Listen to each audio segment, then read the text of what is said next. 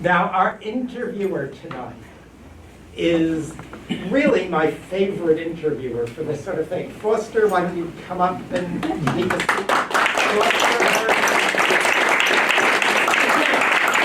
The author of 16 books on film and theater, most recently the definitive biography of Otto Preminger, and there is a 17th book rapidly approaching. And yes, there will be an event around it when it is unveiled. And as you'll see, he's just a wonderful interviewer.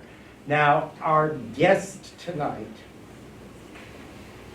has had two glorious careers. First, as one of the great stars of the musical theater, and then as one of the great stars of daytime television. And she is now well into a third career as an inspiring acting teacher. And I'd like you to join me in welcoming Helen Gallagher.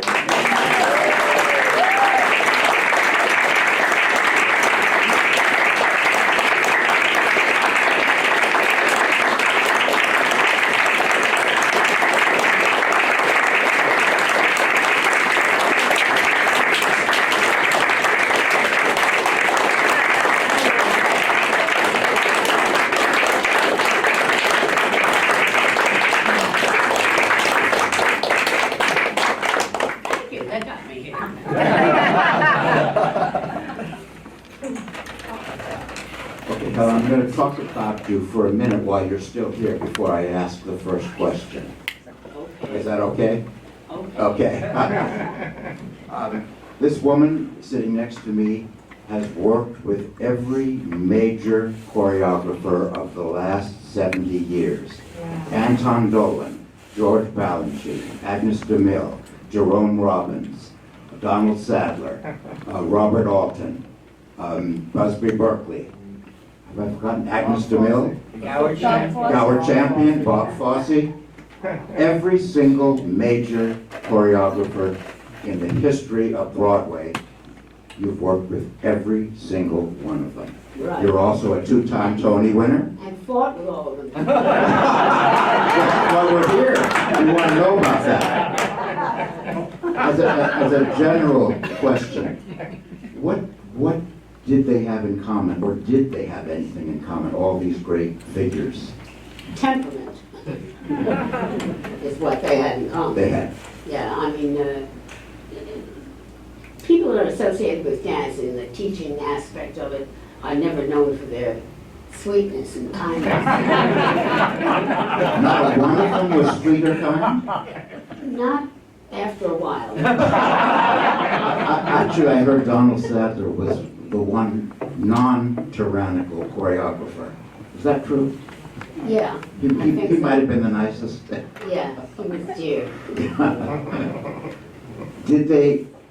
Were they all tough in the same way? No, they all had their own style. Jerry Robbins, he waited, and Balanchine was very quiet and he'd give you directions. But most of them were, like Agnes DeMille had a tongue that would slice the hair out of your head. Were they all interested in acting? Because Agnes DeMille directed dance for character and acting. I talked to her once. At least that's how she expressed it to me.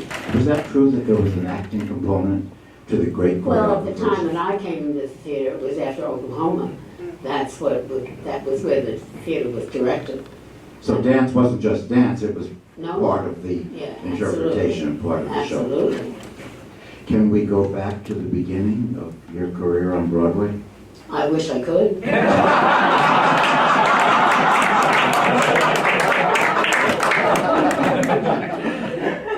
December 7th, 1944, Helen Gallagher first appeared on the Broadway stage.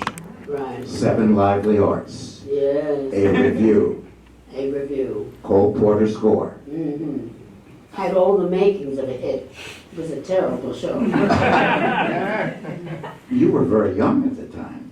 Not all that young. I was, I think, 17 or 18. Before we get there, what sort of dance training did you have? I was trained at the Uptown Dancing School of the Bronx, so the training was very ad hoc. The woman that did it, Viola Cruz, had been in shows, but she was a hoffer more than anything else. And so the training was very loose. So, but you were not ballet trained specifically? Well, I was eventually. I went to the American School of Ballet. And that's, So, but before you, because the credits for Seven Light of the Arts says Helen Gallagher Corps de Ballet. well, that's what they called it. And Anton Dolan was a ballet And director. you know what, Anton, and he was very good to me. And the first day, he said, "What's your name?" And I said, "Helen Gallagher." And he said, "Well, with a name like that, you better be able to dance."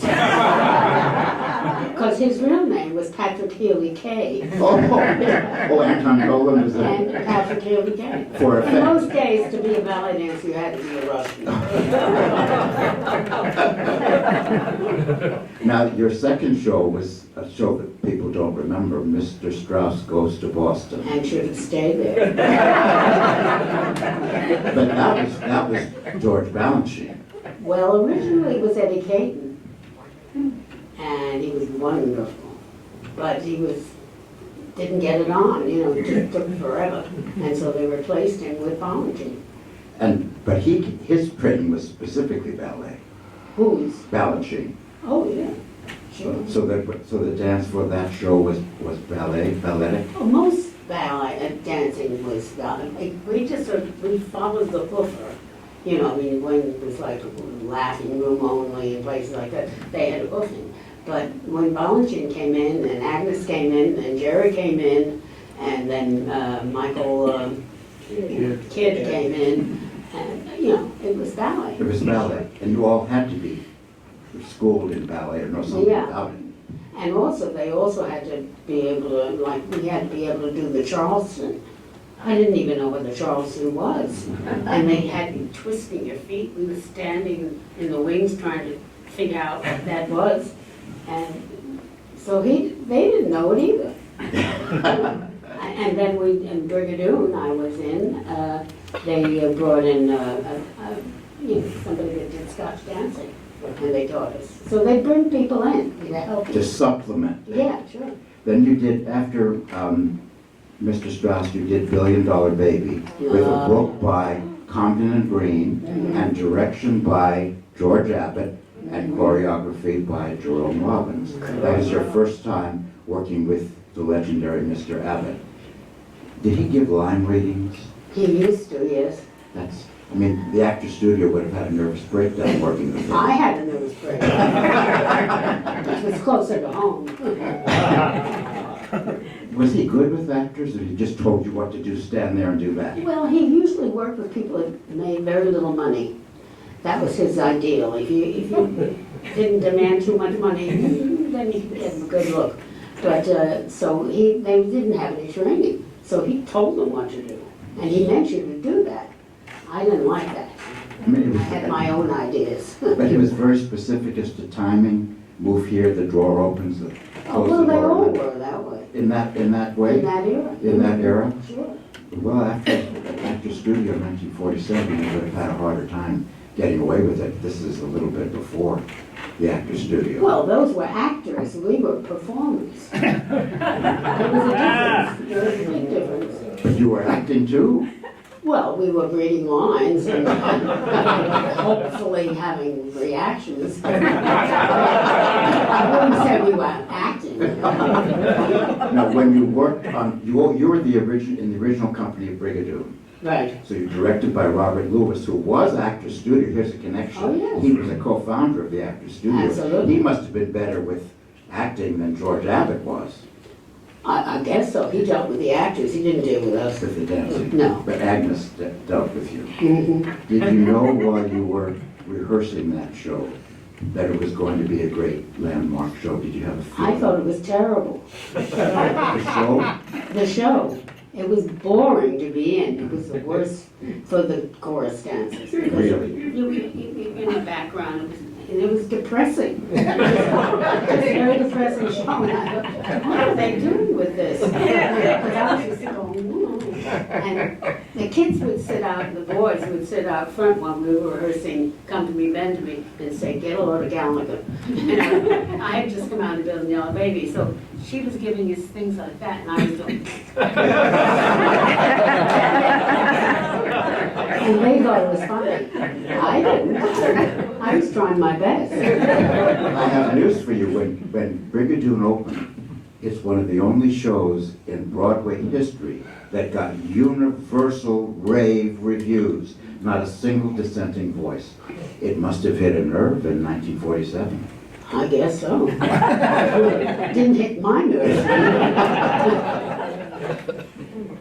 You never enjoyed being in that show.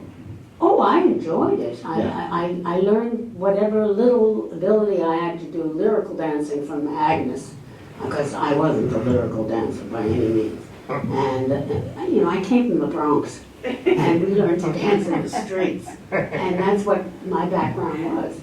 And so when she was wanted me to be, there was a girl in the show named Wiki Basel. She was the most superb dancer. I used to watch her all the time, figure out what is she doing, because I couldn't do it. But Agnes gave you a lyric edge, or? Yeah, I tried to do what she wanted us to do, and it helped me. I actually got to know her a little bit, and when you got beyond the tongue, she was so smart. Oh, She was so brilliant. that's where the tongue came from. Now then you were in High Button Shoes. That was a big hit. Yeah, I came out of some show, Touch and Go, and then I went into High Button. High Button first. Yes? That You was, had no I idea. think High Button first and then Touch and Go. High Button Shoes was again George Abbott. Oh, no, I came out of Brigadoon. That was Brigadoon. Brigadoon, High Button. High Button Shoes. Yeah. I've done my homework.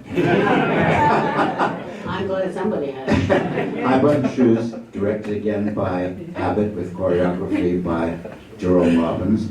Was Robbins, before West Side Story and before he became so famous, already difficult?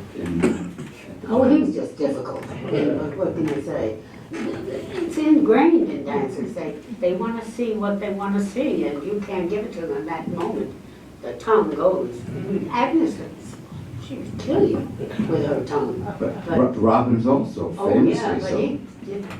he was difficult, but I loved him. You did. Well, you know, there was a man in the American School of Ballet that taught Obukov. He was my favorite teacher. Difficult, because I came with nuns, and the nuns were difficult, so everybody was. But did Robbins work with the dancers as actors? Because he did do that with West Side Story. This is a decade before. West Side Story. Yeah, well, I mean, it was a different kind of a It was show. a different kind of a show. I mean, High Button Shoes and West Side Story for our parts. Any two shows could be. But now you enjoyed High Button Shoes. That was a fun show, I wasn't it? loved it. But, you know, the number that we did was Paul Gottman and myself. And would never get rehearsed because he was busy. He was on there was this picnic number where a girl and a boy and they were in love and he loved that. He kept working on that. And finally Abbott said to him one day, have you finished that number that we need tonight? He said, what number? He said, the tango. He said, no, I haven't had time. So he said, well, you put it in tonight because it goes in. Because man needs time to change a costume. That's why we got in. Because man fabric had to change her clothes. Anyway, so about 5:45 when the rehearsal was over at 6 o'clock, he said, come on, we'll finish it. And in 15 minutes, he created the whole thing.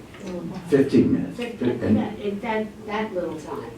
And we stopped the show that night. Were you a quick study with dance? Would you learn something quickly? No, about like everybody else, I think. Now, next was Touch and Go, and there you were directed by a critic, Walter Kerr. Yeah. He didn't do much directing, I mean, we just sort of, it was a review. It was a review. So, it was lightly, It was lightly directed. yeah, absolutely. But Helen Tamiris is credited as choreographer. Do you remember anything about her? She falls into the category of the usual with a choreographer. But she did a big number on this side of the stage where her husband, I forget his name, he was famous, danced on this wheel of fortune in a way. And that I remember. Mine, she said to me one day, we were working on this number, she said, now you go here, and then you're late, and somebody comes in, and then, okay, go. What? I was used to being told down to the nines, what was she just... It was very general. Make it up. No, make it up. She made it. She came from modern, and the modern, they were invented. The ballet was like strict, you did that, and you did this, and you did that. And with Tamiris, it was improvised. Absolutely. Go, dance as you go. Yes, right. Make it up. Make it up. I think next is your great breakthrough. Helen won her first Tony Award for the revival of Pal Joey That was a great show. with Robert Alton. Yeah. A name we don't hear. I forgot Make-A-Wish, didn't I, Douglas? Yeah. I'm going to go back for a minute. Yes. Yeah, Make-A-Wish. Make-A-Wish 51 before, because Make-A-Wish is really interesting. That's a book by Preston Sturges, if you can believe it or And not. then he left. And then he left. Yeah, he went to Europe. He didn't finish the work, but he gets credit. I think Did they you will. get to know him at all? No, but he liked me because I had a tongue. He was a great screenwriter. Yeah. Maybe musical theater wasn't exactly his strongest I point. think he came from the theater, didn't he? Yeah, he did. Background is film. But the major thing about Make-A-Wish is that's an early work by Gallagher Champion. And there were two ballets in that show that were sensationally reviewed, with starring you. I never liked him. Can't say that, but it's true. I didn't. First place because Harold Lang was in that show. And he created this ballet like just before the curtain went down in the second act. And I couldn't imagine why he wouldn't have used Harold, because he was such a superb dancer. And he didn't, and I never liked him after that. But he did get a lot of attention for his Oh, work yes. for that show. Absolutely. That was the show that really sort of put Gallagher Champion on the map. Right. But you never worked with him again either, I don't think. No, I don't think he would have ever hired me. Okay. But now Pal Joey, which was a huge success for you. You won the Tony and you worked with a new choreographer, Robert Alton. Right. Well, he wasn't new. New to us tonight, Yeah. new to your I career. see. But he's not talked about very much anymore. And he was important, I think, in Hollywood as well as Broadway. Well, he was at that change when it went to ballet, and he wasn't that. He was like hoofing and that kind of stuff. Yeah. So he was just at the, you hit the theater at the right time. That's important. That's what with me. My voice is really what got me there because they were listening for that, like Kate Smith kind of sound. And up until then, it was very different. It was sort of rotate, little dancers did a little singing, but not much. And you had a big voice. Yeah, well, loud, yeah. Yeah. I from Bronx, that's what I The Bronx chair. Hey, Annie, slow down the nickel. Did you have to audition a lot for Pal Joey, or did they see you and say, "You're Gladys, we want you, you're it"? No, that was Julie Stein. What was the show before that? Was Make-A-Wish? Yeah, That was Julie Stein. And he got you into Pal Joey? What did He put you in it. You didn't even have to audition for it? That revival was with Vivian Siegel, That's Harold right. Lang, That's right. and somebody named Elaine Stritch, Elaine, and Barbara Nichols. yes, she was in it. Do you remember Barbara Nichols from the movies with that unique voice of hers? Oh, baby voice. Did you like that material of Pal Joey? Joey? Yes. I loved it. I had one good scene, you know, where I sat at the table and the chair was very slippery and I kept doing things like this and getting laughs on it. And you know, and that's what I did in that show. And the sex symbol. Why, I'll never know. But is it true that after you left the show, you were succeeded by Nancy Walker? Yes. I have a strange story about that. When opening night, wait, I was going with a guy that showed very little. Anyway, and a man came to review us for the Collier's magazine or whatever, and he gave out an interview. This man that I was going with gave out this interview that when I saw Nancy do my part, I went, oh, my beautiful, beautiful part. I was totally wrong for it. I don't know why they cast her into it. But he quoted that, and that appeared in the paper. So, opening night, I got a telegram, and it was from David, and I can't think of his name. He became a big guy. And he said, looking down on you tonight, Carol Lombard, my beautiful, beautiful part. From that point on, I would never open a telegram. Well, you're outspoken. Well, what else was I given a mouth for? But after Pal Joey and winning the Tony Award and getting lots of credit, Julie Stein cast you as the lead in a show, Yeah, they wrote that show for me. Hazel Flag, based on the Ben Heck script, Nothing Sacred. Right, exactly. But they cast the wrong man in it. Oh. They cast John Howard as my leading man, and he was a stiff. I mean, a total stiff. And he would do, in rehearsal, he did mathematical crossword puzzles. I'll give you a clue what kind of personality.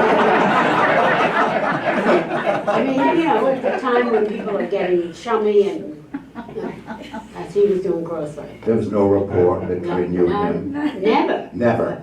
And then the strangest thing happened, and I don't even know I should say this, but one of my favorite people was Tommy Mitchell. He was playing the doctor. And we always had, it was like the show was ours, between Tommy Mitchell and myself. And then when John Howard quit, they brought in Tony Brevard. Remember him? Yeah. And we changed the whole show, flipped the show, because he played it like he was a man and a woman. And, very different. And Farrell, I think, who owned the North Helena Theater, I don't remember his real name. Anyway, came to him and said to Tommy Mitchell, what do you think? Because we had a 6-week layoff in the summer. I don't know why, but we did. And I came down with a disease, which everybody calls a college disease. What is it? I don't remember the name. Mononucleosis, that was it.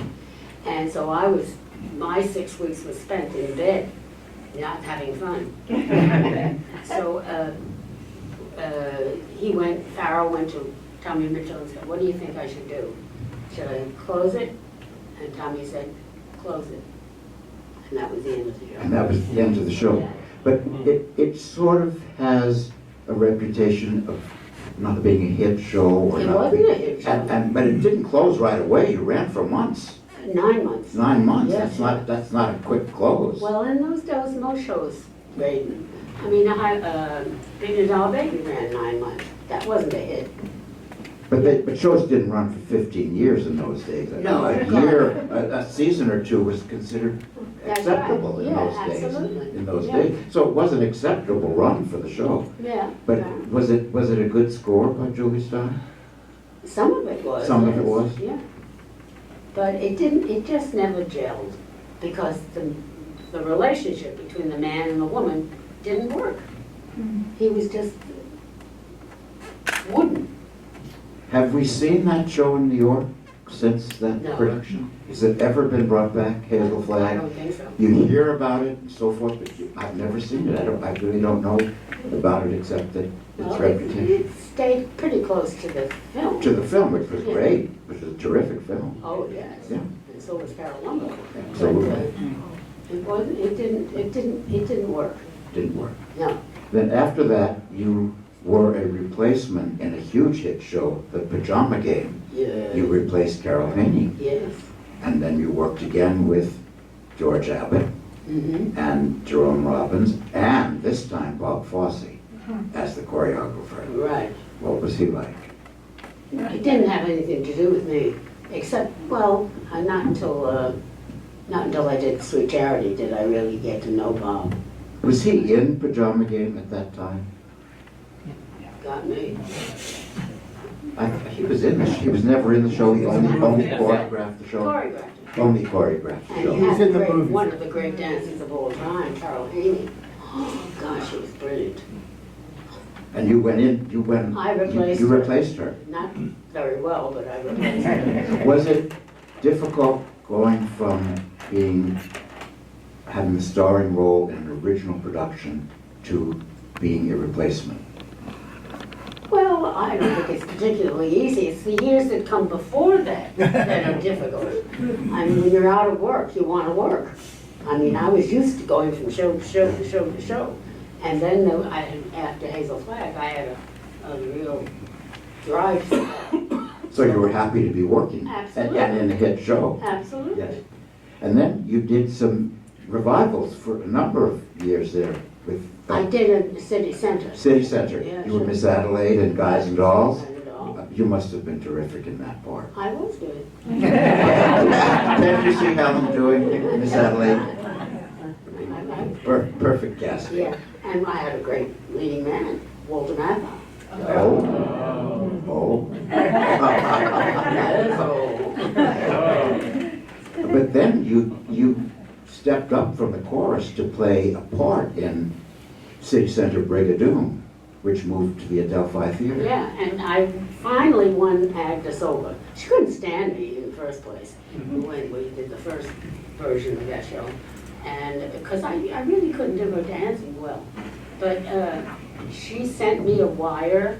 She came in when I did Oklahoma. I played Ada Annie, which is a great role. And she came and restaged it for me because she said that other girl didn't know, she wasn't dancing. So she came in, redid that number, and it really became a wonderful number. And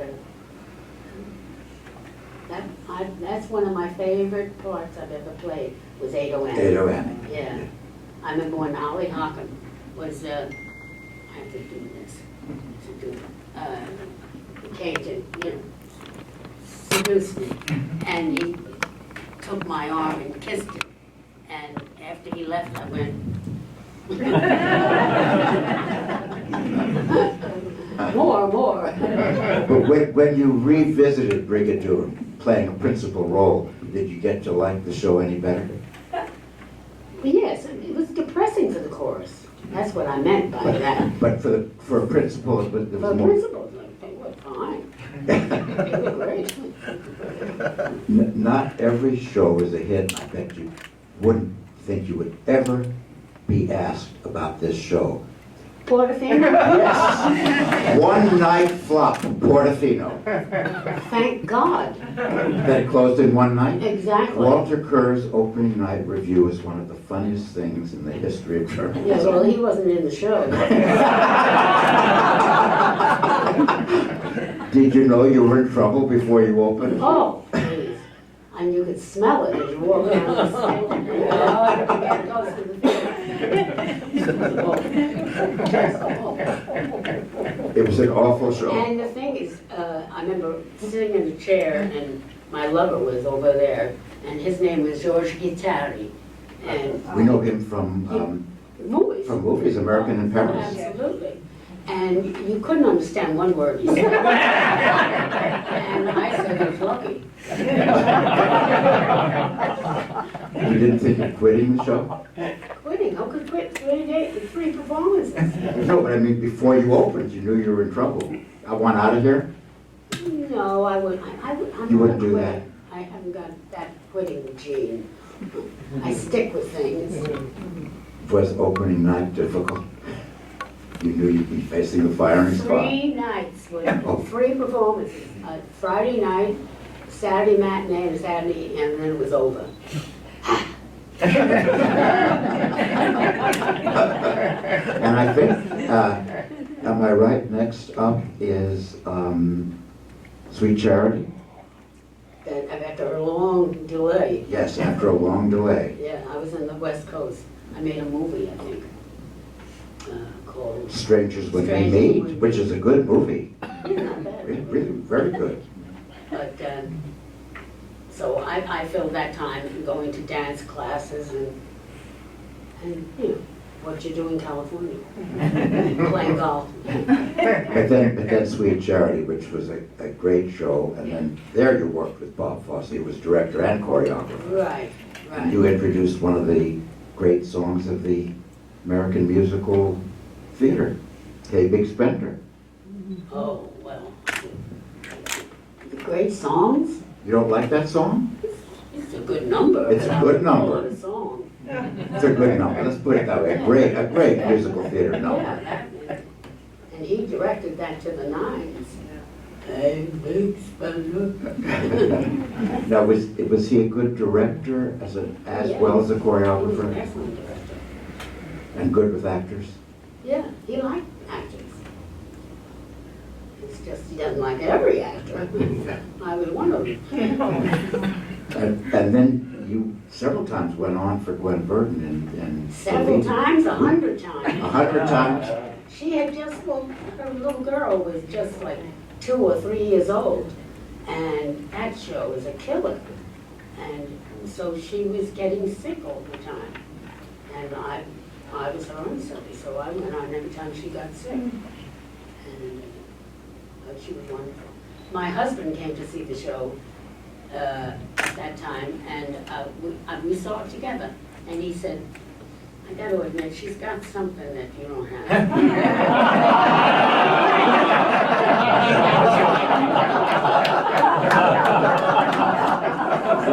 I divorced him.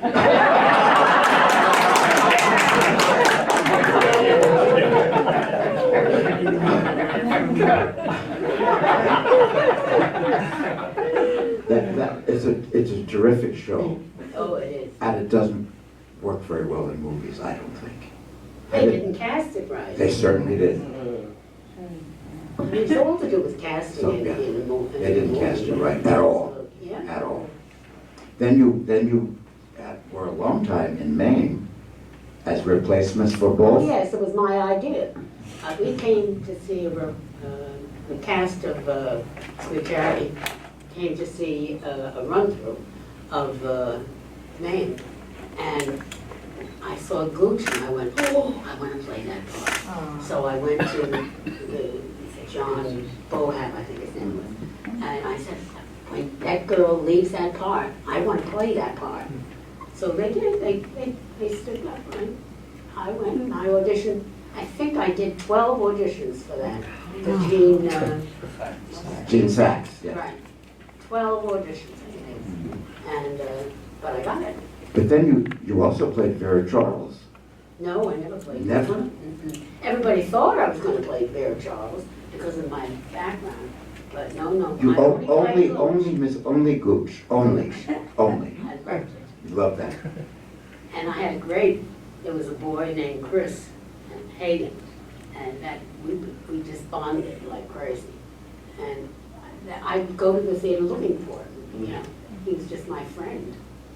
So it was a very happy experience, that whole thing. What's the technique for keeping a part fresh when you're in a long run? Talent and desire and the audience. I mean, the audience is different every night. So that gives you a new joie de vivre. Did you ever get bored in the long run? Never. Never. I mean, I get bored sitting back, but not when I was on stage.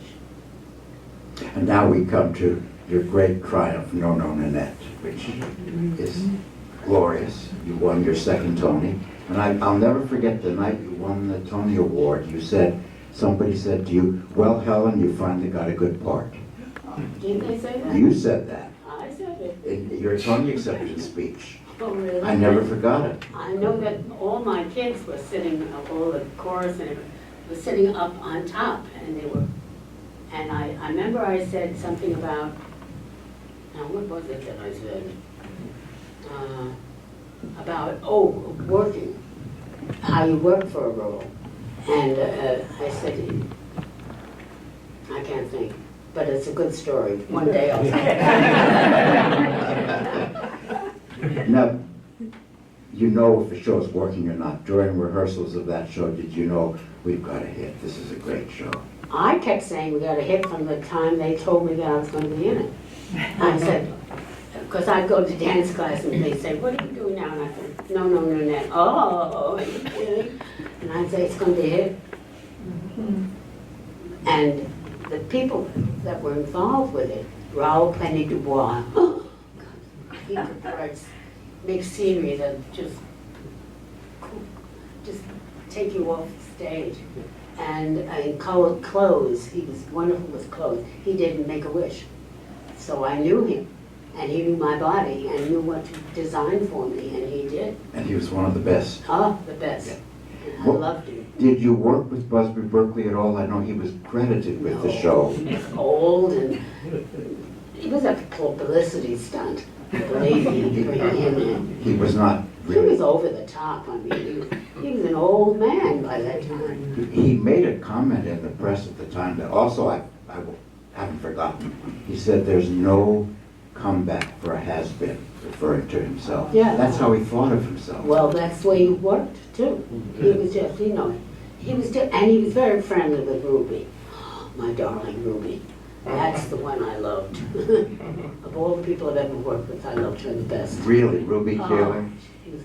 She was like a blue diamond. And she was lovely in the show. Oh, Lovely. lovely in it and out of it. Yeah. And what was Patsy Kelly like? Characters, to say the least.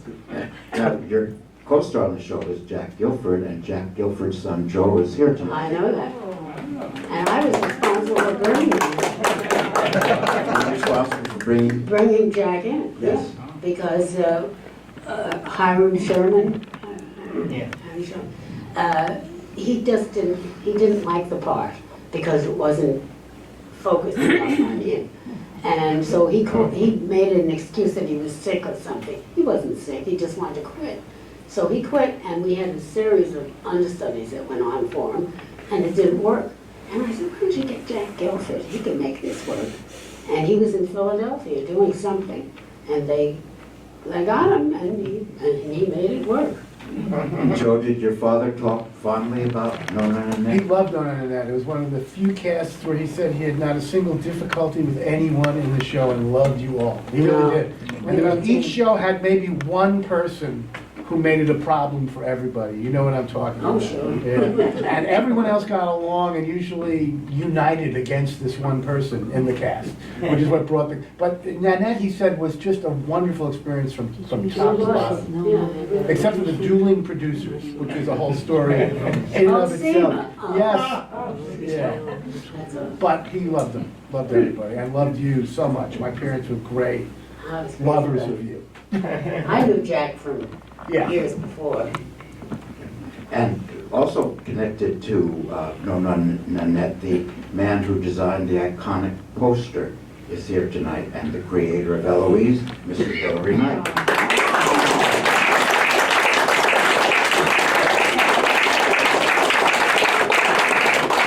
We all know that poster, Hilary. It's a great... You gotta talk about Harry Rigby. Oh, Harry. He could be doing great shows today, you know that. Well, he's gone. A long time. He But was if he doing it were over there. around, he would be doing it. Yeah, absolutely. Yeah, Had vivid imagination. fantastic. Yeah. We He need that. We created, don't have that. what was the one that I replaced or did a sync with, who was the tap dancer that had the nervous feet? Bobby Van? No, it was a woman. Ann Miller. Nervous feet.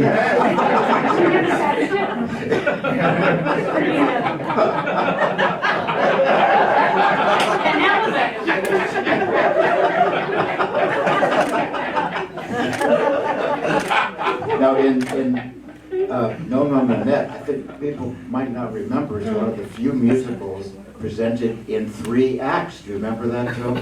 I don't. 3 acts. And you had a great number in each act. Oh, yeah? I remember 3 acts, but that's... You don't remember 3 No. acts? Weren't there 3 acts? I believe you. Believe me, okay.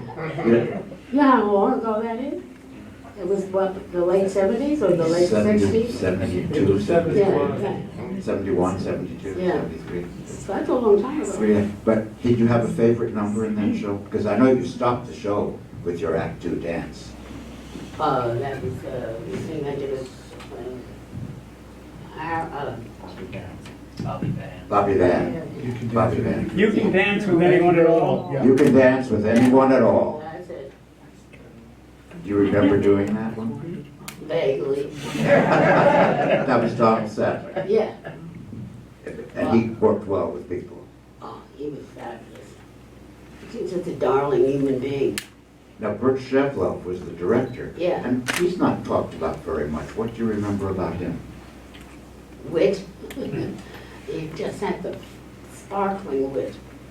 I remember going to a rehearsal of, a funny thing happened to me on the way to the forum, and it was loaded with actors, and everybody was saying, oh, this is going to be boring.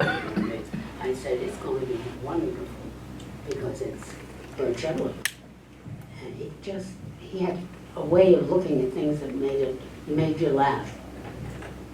Who was your favorite director, not choreographer? Did you have a favorite director, somebody that you worked with especially well, or he spoke to you in a way that you needed to be told?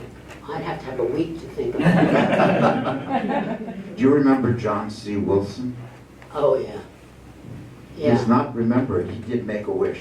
He's yeah. not remembered, but he was the most important director in the 40s. He directed Kiss Me Kate and Gentlemen Prefer Blondes and The Pirate, the lunch stylish vehicle, and not remembered. Yeah. Well, none of us are remembered that way. You know, Oh, I mean, I'm surprised if there's anybody here.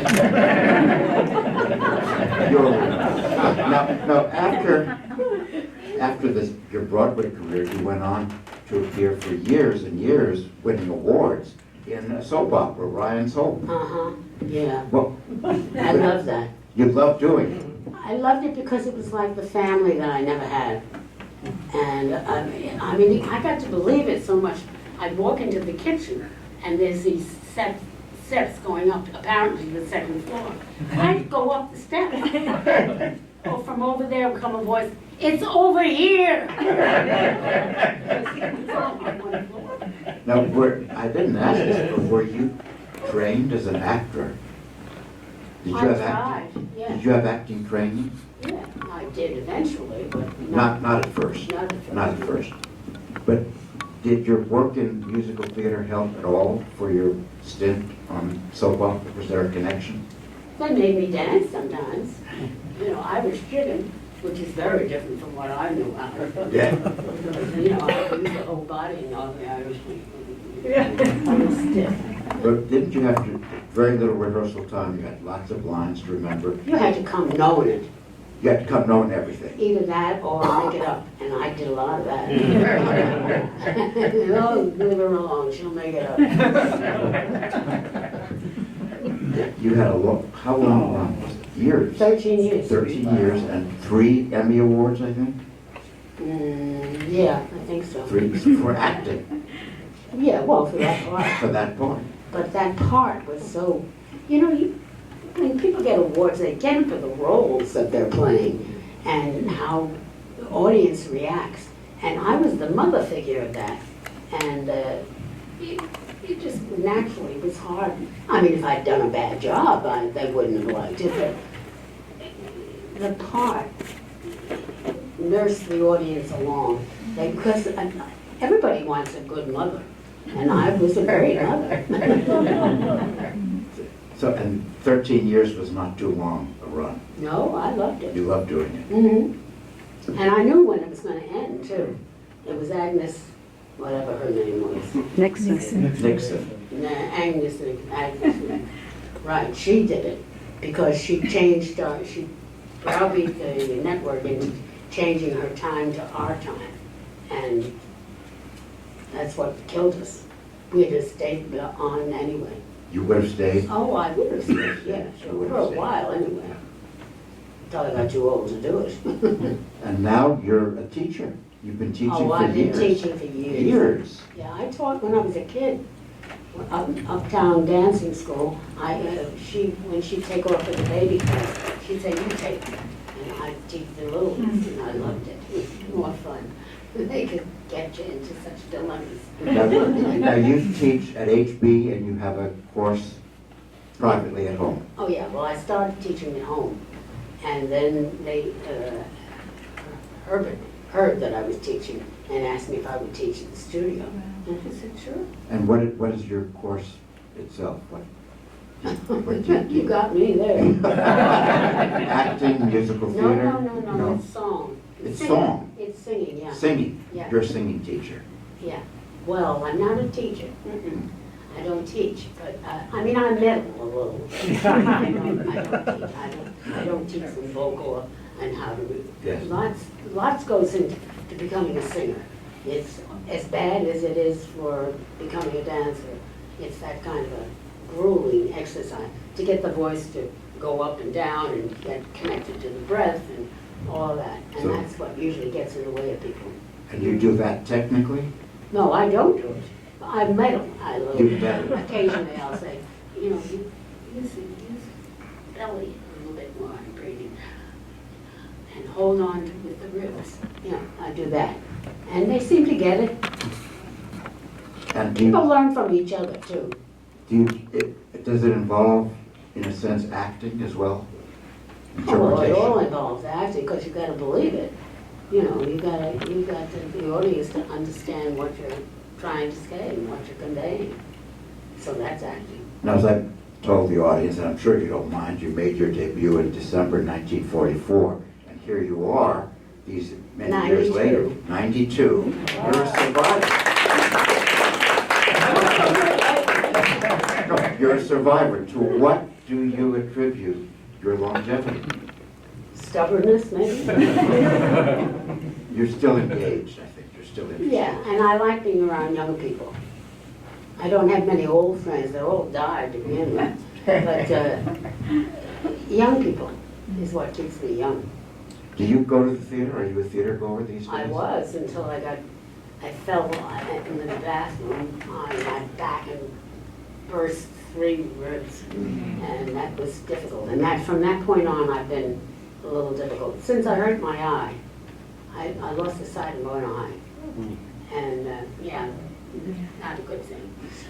But Don't do it. But you had been going to the theater Oh, regularly. yes, sure. Musical theater has changed over the years, hasn't it? Oh, the musical theater, yeah. Yeah. Yeah. No, I like plays. It's true. Do we have questions for our wonderful guests? I shut them up. We've been so thorough. Well, it's just, when you're talking about Sweet Charity, my old friend was in the chorus there, Renata Powers. And you wouldn't remember her, but Not the she name. was, yeah, she teaches ballet. She's 70-something now in Austin. But she talks about what a wonderful experience that was to work with Bob Fosse and all the actors and the wonderful people. And when you were talking about it, I just remember her getting up at 4 a.m. in the morning, getting to the bathroom, brushing her teeth, and getting the heck out, and coming back exhausted late at night. And it just brought back something that she talked about. And you were saying how much fun it was and Fun and hard work. Yes, and hard work, Yeah. and that was hard, like this. So that was all. It was so nice to hear this. I can't wait to tell her that I was here tonight because she'll know who you are. She'll remember my name. Fun and hard work, yes, yes, Jim. Foster, hi Helen. Hi. Jerome Robbins falling into the orchestra pit. Oh, that same old question. All right, now, everybody who was in West Side Story said it happened during West Side Story. But Davy Burns and Jimmy Mitchell told me it happened $1 Million during... Baby. Billion, thank you very much.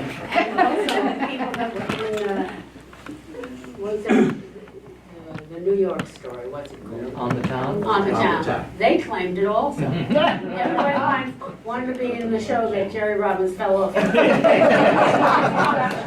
Did you happen to see it? I was standing there when he did it. Did you push him in? I loved him. But he was not universally beloved. No, he wasn't, but I loved him. You did. We used to go to the theater together, Coney Island, there was a group of Jackie Dodge and myself and I forget who else. We'd go, at night, we'd go to movie houses on 42nd Street. They were really tawdry at that time. That's when we were doing research on high bottom shoes. But no, he was loved by a small group, but we loved him. It's good to have a minority opinion.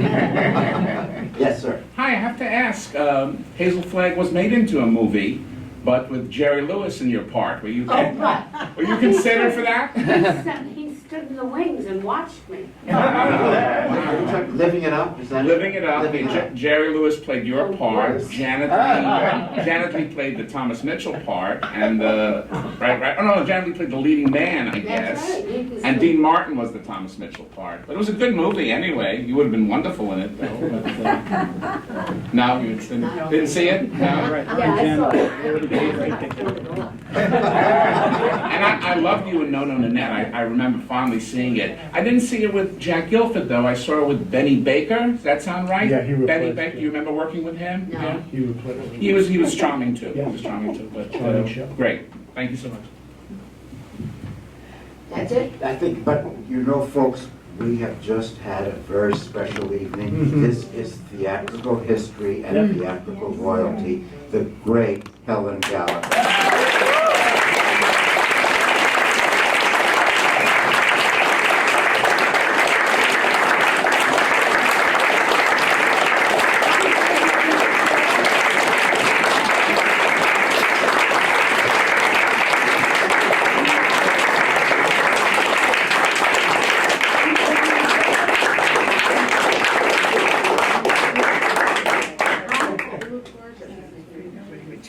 One of my students did my makeup. Gail. Oh.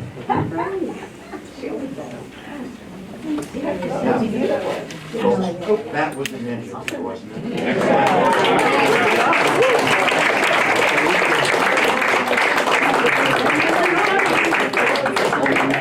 And this has been recorded because we have just witnessed theatrical history. This has been recorded. I was